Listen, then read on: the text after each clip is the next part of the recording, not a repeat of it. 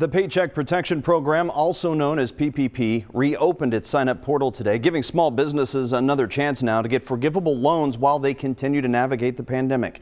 Critics of the program say small and minority-owned businesses have had the most difficult time getting approved. WCPO 9 News reporter Whitney Miller shares some of those struggles.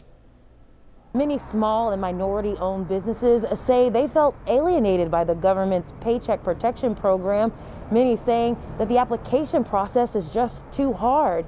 I spoke with some agencies who say they have some new hope that this new round of applications will help some of the city's most hardest hit.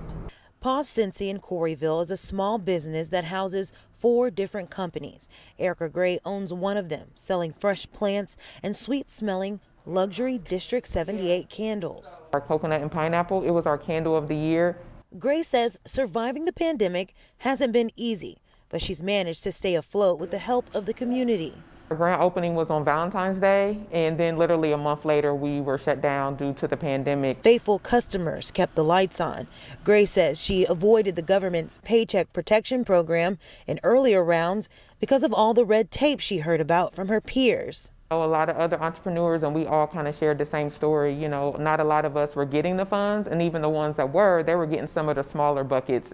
Eric Kearney with the African American Chamber of Commerce says Gray is not alone.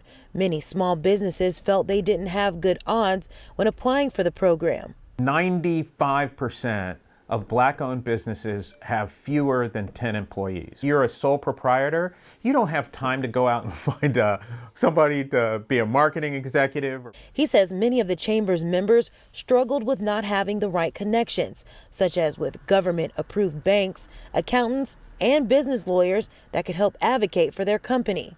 There's an emphasis placed on gig workers, solopreneurs, and entrepreneurs that are just sole proprietors.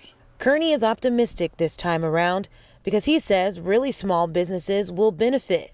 He pointed out there is $15 billion allocated to companies that have 10 employees or less. Ami Kassar, business strategist with lending company Multifunding, says many of the approved lenders still have to get caught up on the government's latest rules.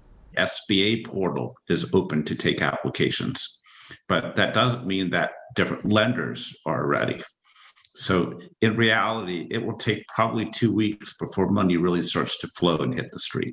So if the application process seems daunting, there is some help. The African American Chamber says they hired 2 new employees to help small businesses navigate the application process. Reporting Whitney Miller, WCPO 9 News.